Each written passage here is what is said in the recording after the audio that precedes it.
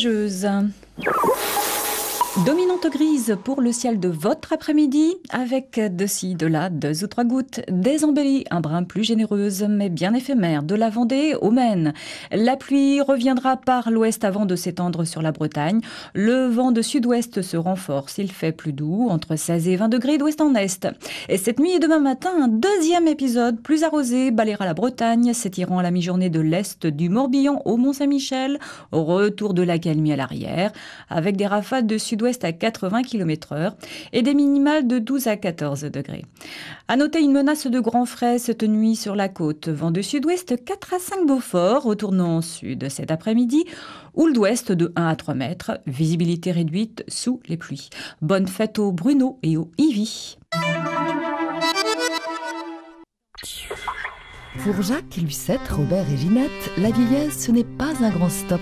Et si la société met les anciens hors circuit, il y en a certains qui taillent encore la route pour voir du pays. J'étais jeune, je pensais jamais pour venir à cet âge-là et voir tout ça. En camping-car, sur les chemins bitumés, ils se retrouvent. On a eu une vie bien remplie et bien agréable. Oui, mais la preuve, on est encore là, ensemble. Les Seigneurs de la route, un road movie à fond la vie, à suivre 16h15 sur France 3 Ouest.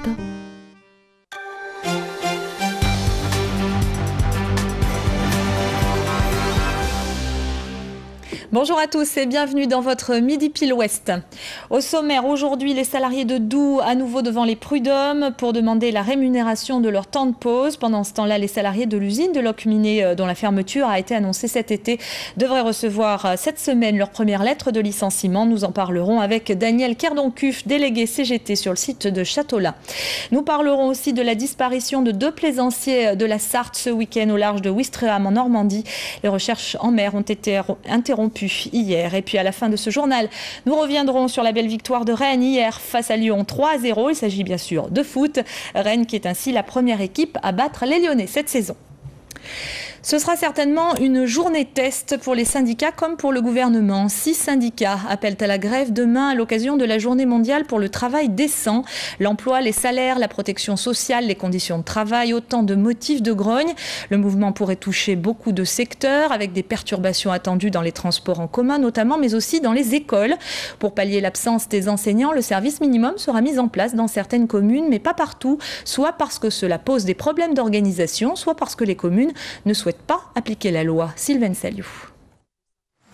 Les maires qui n'assureront pas le service minimum dans les écoles seront-ils hors la loi demain ? Certains, comme ici à La Roche-Maurice dans le Finistère, ne seront pas en mesure de le faire. 100% des enseignants et du personnel municipal seront en grève.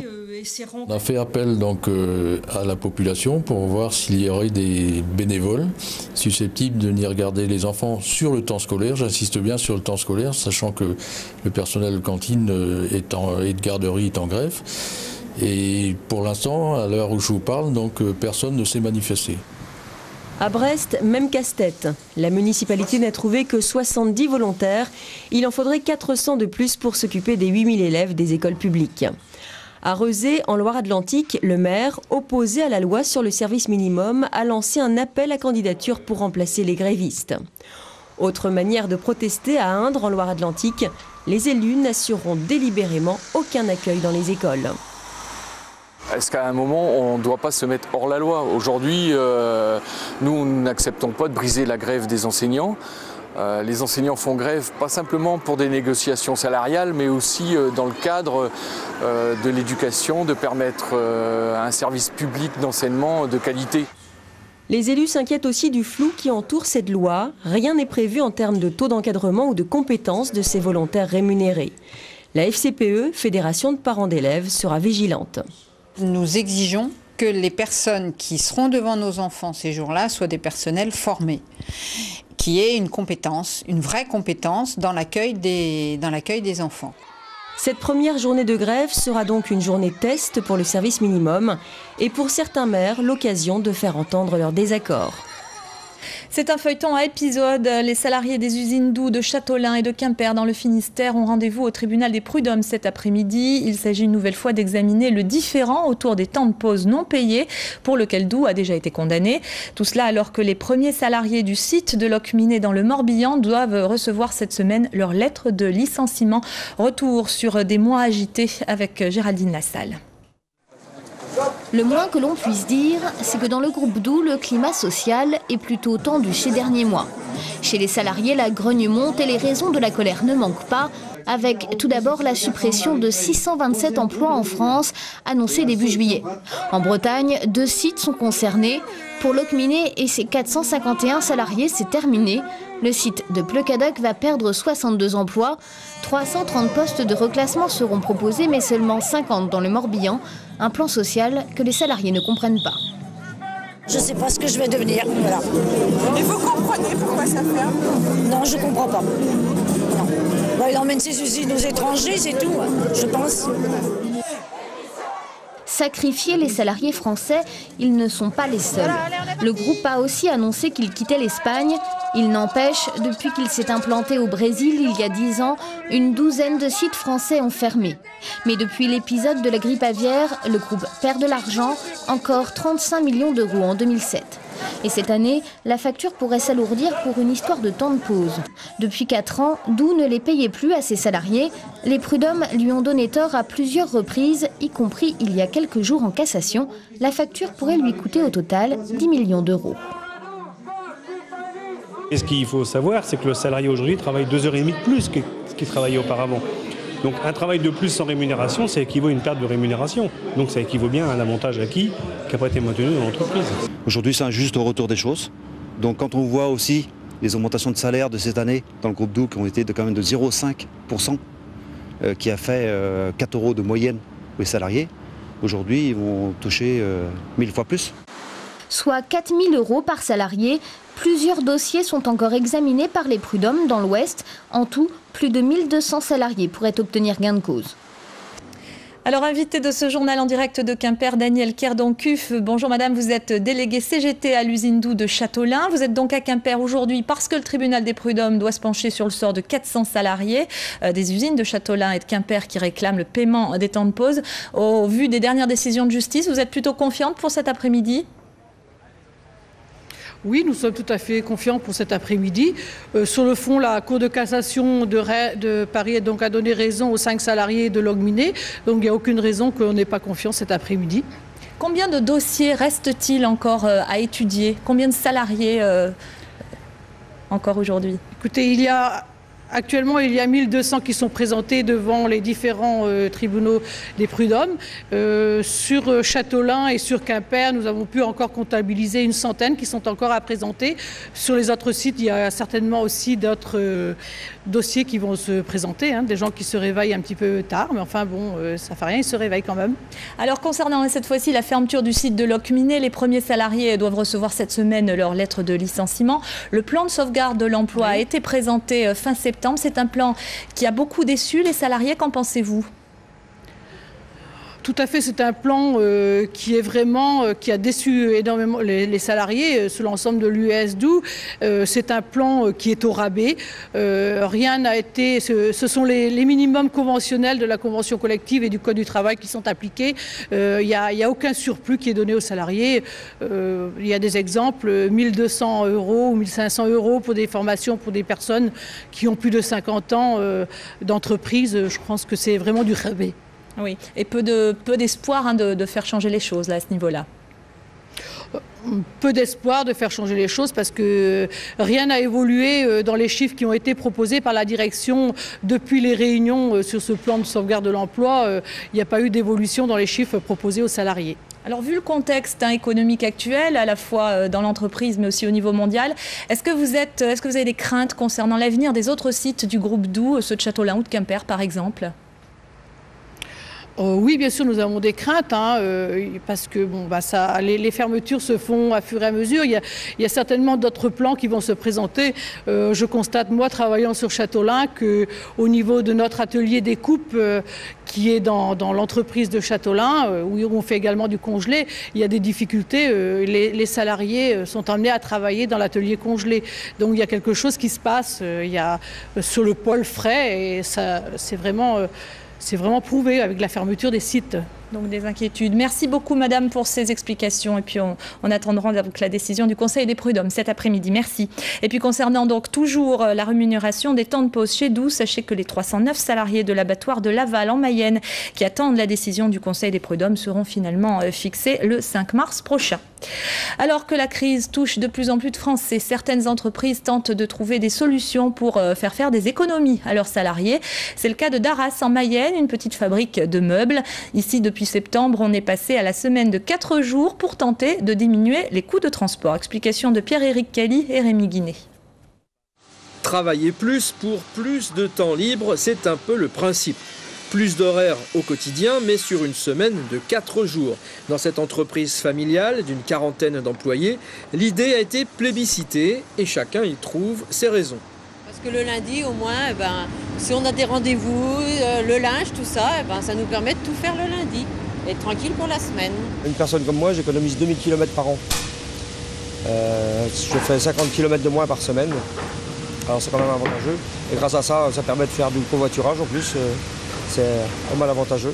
Moins de jours, donc moins de kilomètres, moins de frais de garde, de cantine pour les enfants. Quant au moral, il est meilleur. Même les chefs sont satisfaits, c'est dire.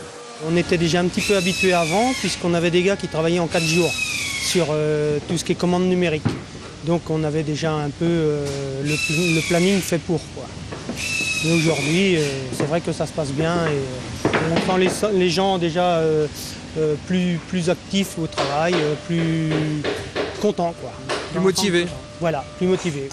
Pour l'entreprise mayonnaise qui fabrique des meubles de haut de gamme et reconnue sur le plan national, l'expérience est concluante et visiblement installée dans le temps. Ils venaient travailler en fin de compte du lundi jusqu'au vendredi matin. Et venir travailler 4 heures le vendredi matin, c'est pas forcément très opérationnel. Donc en faisant leur semaine de 4 jours et en faisant 45 minutes de plus par jour, ils sont très contents. Ils s'y retrouvent déjà, ils arrivent le mardi matin, comme ils disent, on est reposé. On a un week-end de 3 jours, donc c'est déjà très bien. Un confort de travail qui n'a pas nui à la production, bien au contraire, et un exemple de plus pour économiser du précieux carburant. En Mayenne, d'autres patrons commenceraient eux aussi à étudier la question. Toujours pas de nouvelles des 2 Sartois qui ont disparu en mer ce week-end au large de Ouistreham dans le Calvados. Les 2 plaisanciers âgés de 50 et 60 ans étaient partis samedi à bord d'un pêche-promenade. Malgré d'importants moyens, les recherches n'ont rien donné. Laurent Marville, Gilles Damary. Tout le monde est d'accord. Samedi, la météo était exécrable. Un temps à ne surtout pas mettre une embarcation dehors. C'est pourtant ce qu'ont fait les 2 plaisanciers venus de la Sarthe. Ils ont mis à l'eau leur petit bateau de type Jéricho depuis la cale située après les écluses, là où aucun contrôle n'a lieu. C'est une cale qui est en accès libre, on n'est pas toujours vigilant de savoir ce qui s'y passe, et puis les gens partent, ils peuvent partir d'une cale sur les plages, ils peuvent partir de n'importe où, et à partir de là, ils n'ont pas le contact avec le professionnel ou la personne qui peut l'aviser de lui dire attention, la météo n'est pas clémente, le vent va se renforcer dans le milieu de l'après-midi. C'est ce qui s'est passé samedi. Cette nouvelle aggravation de la météo, alors qu'ils étaient en mer, a sans doute surpris les 2 hommes. Le Croche-Jobourg a décidé d'interrompre les recherches hier dans l'après-midi, après avoir fait examiner par plusieurs vedettes et hélicoptères la zone au nord du Calvados. Tout aurait sans doute été différent si les 2 hommes étaient partis depuis le bassin de plaisance où des professionnels, au bureau du port ou aux écluses, auraient pu les dissuader d'embarquer en raison des conditions détestables. Un jeune homme de 22 ans est mort samedi soir lors de la rave party qui se déroulait à Saint-Potent dans les Côtes-d'Armor et à laquelle participaient 3000 teufeurs. Originaire du Morbihan, le jeune homme a été vraisemblablement victime d'une overdose. Une autopsie doit être pratiquée cet après-midi pour déterminer les causes exactes du décès. Sur les 4 personnes placées en garde à vue, 3 ont été relâchées ce matin. Le 4e, qui avait été interpellé avec 700 timbres de LSD sur lui et de l'argent, comparaîtra devant le juge cet après-midi. Le Conseil régional des Pays de la Loire a décidé de porter plainte et de se constituer partie civile suite à la pollution de l'estuaire de la Loire en mars dernier. À l'origine de cette pollution, je vous le rappelle, la fuite de 500 tonnes de fioul à la raffinerie Total de Donge qui avait souillé 90 km de côte. Depuis, Total a reconnu sa responsabilité et a pris en charge les frais de dépollution. Je vous propose d'écouter Jacques Auxiette, le président de la région Pays de la Loire. Aujourd'hui, il est absolument nécessaire de faire en sorte que les responsables industriels et la direction de Total prennent toutes les mesures pour faire en sorte que de tels dégâts ne se reproduisent pas. Or, on voit bien qu'il y a eu un certain nombre de négligences et que par conséquent, le fait de reconnaître sa responsabilité, je pense qu'il ne peut pas en être autrement, puisque les faits sont avérés, ne suffit pas. J'ai protesté aussi contre le fait que les indemnisations aient été occultes. Or, nous sommes dans un état de droit, les choses doivent être transparentes et les responsabilités clairement identifiées, d'où la position de la région qui a décidé de se constituer partie civile. Sans transition, on passe au sport et à l'événement du week-end. La victoire hier de Rennes face à Lyon 3-0 avec un Michael Pagis superstar qui ce matin, vous le voyez, fait la une du journal L'Équipe. Pagis, auteur des 3 buts rennais, a permis à son équipe de battre pour la première fois de la saison les Lyonnais. Compte rendu du match avec Patrick Soulabaye. Un spectacle comme on les aime, un grand Rennes du football champagne. À l'image de cette superbe ouverture de Thomer pour Briand qui s'engouffre dans la surface et est repris par Bodmer. 13e minute et bis repetita, Briand, une nouvelle fois lancé par Thomer, tente sa chance. Malheureusement, sa frappe trop avisée ne trouve pas le cadre. Les Rennais dominent outrageusement une équipe de Lyon visiblement dépassée par les événements. 17e minute, centre de saut pour Michael Pagis qui enroule parfaitement sa balle et marque. Rennes ouvre ses ailes. Côté lyonnais, plus grand chose à retenir sinon ce centre en retrait de Toulalan pour Benzema. Le ballon frôle le poteau. Une petite alerte qui relance les Rennais à l'assaut des buts lyonnais. 56e minute, Briand, excellent hier soir, lance Thomer qui centre en retrait pour Pagis. L'attaquant rennais inscrit son 2e but de la soirée du pied gauche cette fois. Le public est ravi. Lyon trébuche pour la première fois de la saison et regardez bien, ce n'est pas fini. 67e minute, contrôle de la poitrine de Pagis à 30 mètres des buts et frappe instantanée. Le ballon file sous la barre de Loris. Magnifique, un geste à montrer dans toutes les écoles de football. Pagis réalise le triplé, c'est l'homme du match. Rennes grimpe à la 7e place du classement général de la Ligue 1. Tout va donc pour le mieux du côté des Rouges et Noirs, pourvu que ça dure.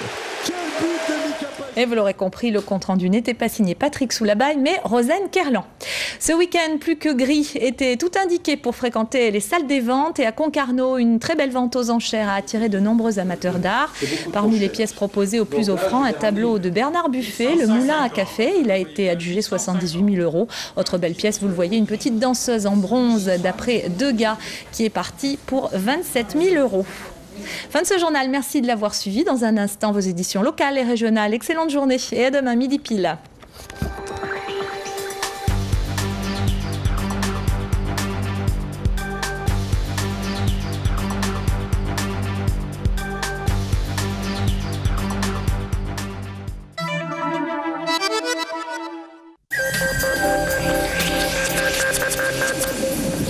Douceur nuageuse.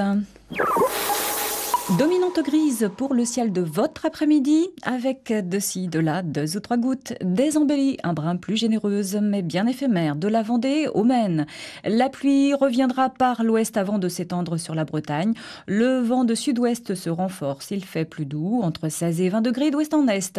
Et cette nuit et demain matin, un 2e épisode plus arrosé balayera la Bretagne, s'étirant à la mi-journée de l'est du Morbihan au Mont-Saint-Michel, au retour de l'accalmie à l'arrière, avec des rafales de sud-ouest à 80 km/h et des minimales de 12 à 14 degrés. À noter une menace de grand frais cette nuit sur la côte. Vent de sud-ouest 4 à 5 Beaufort, retournant en sud cet après-midi, ou l'ouest de 1 à 3 mètres, visibilité réduite sous les pluies. Bonne fête aux Bruno et aux Ivy.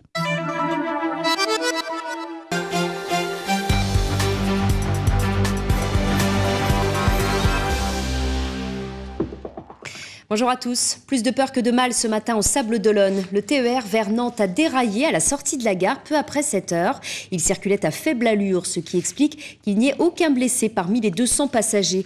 Cet accident rare reste pour l'heure inexpliqué. La SNCF a ordonné une enquête interne. En tout cas, depuis ce matin, plus aucun train ne circule entre les Sables-d'Olonne et La Roche-sur-Yon. Des autocars assurent le transport et le trafic ferroviaire pourrait rester perturbé jusqu'à au moins ce soir. Plus d'infos au 0810 324 324. En mars dernier, la Loire était polluée par du pétrole échappé de la raffinerie Total de Donge. La semaine dernière, le Conseil régional a décidé de porter plainte contre le groupe pétrolier. D'autres plaintes vont à leur tour être déposées dans les jours à venir par 4 associations, la LPO 44, Bretagne Vivante, Eaux et Rivières de Bretagne et SOS Loire Vivante. Plainte pour délit de pollution et destruction d'espèces protégées. Nous y reviendrons dans notre édition de ce soir. Demain 7 octobre, journée de grève dans de nombreuses entreprises pour le travail décent. À l'Éducation nationale, le mouvement sera-t-il suivi? Mystère pour l'instant, mais une chose est sûre, cette journée aura valeur de test sur un sujet, celui du service minimum d'accueil des enfants, désormais imposé par la loi aux communes. La plupart vont le mettre en place, mais certaines font de la résistance. Exemple en Loire-Atlantique avec Christelle Pinault. L'inspection académique de Loire-Atlantique connaît aujourd'hui les intentions de participation à la grève des professeurs des écoles, mais elle ne les communique qu'aux maires concernés. Au-delà de 25% de grévistes, ce sont les communes qui doivent appliquer la loi du service d'accueil minimum. 18 maires de gauche de l'agglomération nantaise avaient déjà annoncé la semaine dernière qu'elles s'y opposaient. C'est plus qu'un coup de gueule, c'est une alerte sur le fond, sur le désaccord idéologique. Parce que cette loi, concrètement, elle vient opposer les parents d'élèves, les enseignants, les élus locaux, le personnel municipal, l'ensemble des gens qui, au quotidien, travaillent ensemble pour le projet éducatif local. Une union de principe, mais dans l'application, chacun sa méthode, selon ses moyens, à la dernière minute. Le maire d'Indre, lui, a complètement boycotté l'accueil. Est-ce qu'à un moment, on ne doit pas se mettre hors la loi? Aujourd'hui, nous n'acceptons pas de briser la grève des enseignants. Les enseignants font grève pas simplement pour des négociations salariales, mais aussi dans le cadre de l'éducation, de permettre un service public d'enseignement de qualité. De son côté, la ville de Rezé, qui avait lancé un appel aux volontaires, n'avait ce matin que 2 candidatures. La mairie a donc recruté des animatrices périscolaires qui ne pourront assurer ce service demain matin pour cause d'amplitude horaire trop élevée. De même, les assistantes maternelles pourront elles aussi se prononcer grévistes demain. Autant dire que c'est le grand cafouillage annoncé. Une mesure d'apaisement, c'est ainsi qu'Yvon Chotard, l'avocat de Loïc Séché, a qualifié la sanction infligée à son client. Ce dernier condamné pour viol, mais qui pourrait voir sa peine révisée suite à la rétractation de la jeune fille qu'il avait accusée, avait communiqué la semaine dernière par téléphone depuis le centre pénitentiaire de Nantes avec l'un de nos journalistes, ce qui n'est pas autorisé par la loi. Loïc Séché ne pourra plus appeler la personne de son comité de soutien qui avait permis cette communication téléphonique. Rappelons que la commission de révision se prononcera sur son éventuelle remise en liberté dans une semaine pile à Paris. Une fête à la hauteur du géant des mers qui est le Banque Populaire 5. Ce week-end, Nantes a baptisé en grande pompe le Maxi Trimaran de Pascal Bidégory. Avec Thierry Berco et Thierry Poirier, retour sur cette fête qui a attiré des milliers de personnes.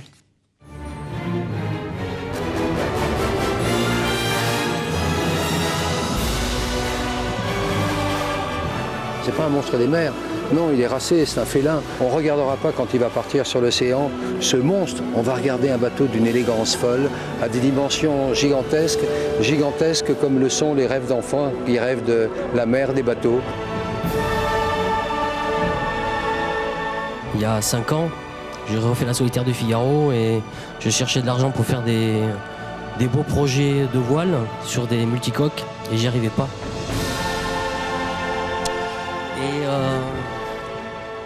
Et voilà, pour finir, je voulais dire qu'on rêvait pas parce que ça c'est du travail, c'est du concret, et c'est tout l'investissement d'un groupe. Un maxi très marrant à admirer à Nantes jusqu'à demain. Fin de cette édition, bon appétit à ce soir.